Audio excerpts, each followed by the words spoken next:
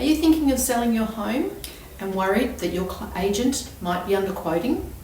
Underquoting can damage your campaign, it can mislead buyers, and it can even reduce your sale price.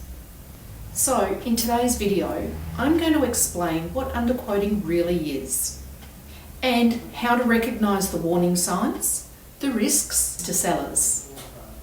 But most importantly, what steps you can take to protect yourself and your property value.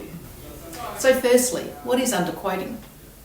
Underquoting is when an agent advertises your property at a price that is lower than you are prepared to accept, or what we call below the estimated selling range.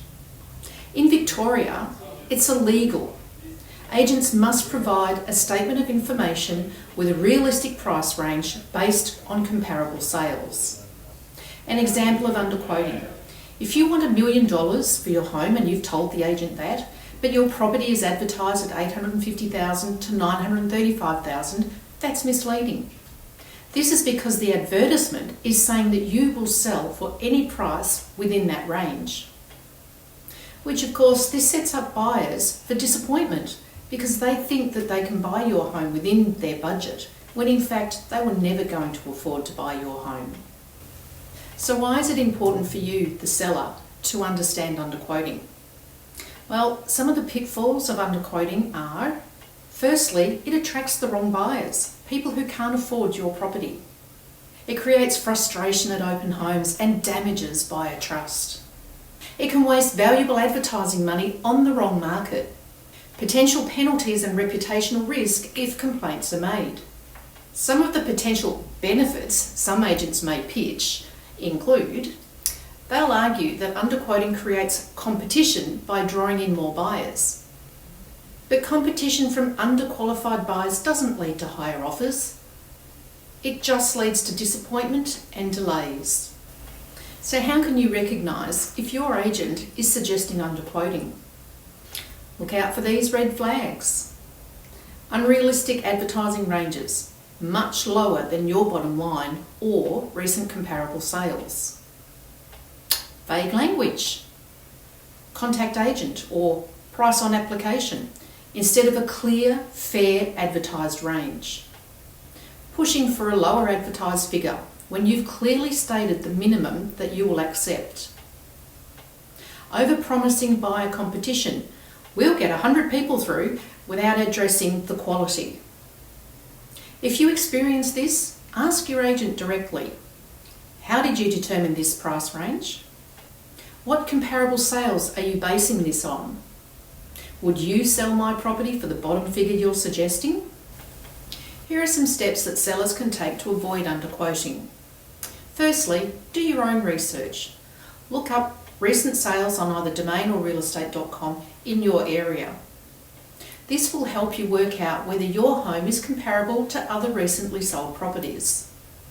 Insist on transparency. Your statement of information must include 3 comparable properties. Your agent should have provided you with a comparable market analysis when you first met them. This would have been the guide they used to tell you what your home was worth. Check whether the statement of information includes any of the homes in your comparable market analysis. Sadly, I see many examples of statements of information online where the agent says there are no comparable sales in the last 6 months. This would be understandable if you were selling a rural property, for example, where there are no 2 properties are the same. However, in a suburban town like Mornington, it is highly likely that there would be 3 or more homes similar to yours which have sold in the previous 6 months.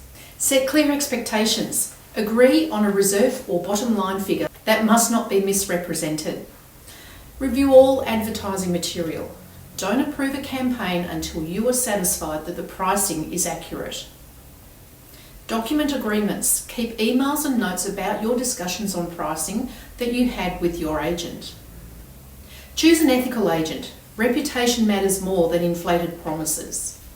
Walk away early if needed. If you don't feel comfortable, you can terminate the authority, but more on that next. So, what if you're not happy with your agent? If you believe your property is being advertised unfairly or illegally, speak to your agent directly and request adjustments immediately. Always follow up any requests in writing. Refer to your exclusive sale authority. It outlines your rights and the obligations of your agent. If necessary, you can request to be released from the authority. How to be released from your authority? Many authorities allow an exclusive sale period. If your authority has not expired, put your concerns in writing and request to be released from the exclusive authority. You must obtain written confirmation from the agent that the authority is at an end. If the agent refuses, you can escalate the issue to Consumer Affairs Victoria. In the interim, you can ask for your property to be withdrawn from the market for sale while you either wait out the period of the authority or receive assistance from Consumer Affairs. So finally, underquoting is risky for both the buyers and the sellers. As a seller, your biggest asset deserves to be marketed honestly and accurately. Protect your property value, demand transparency, and never be afraid to walk away from an agent who doesn't respect your goals. And if you're selling in Mornington or anywhere on the Mornington Peninsula and want straightforward, transparent advice about your property's true value, reach out to me at McNeill Real Estate. Don't risk underquoting. Let's get it right from the start.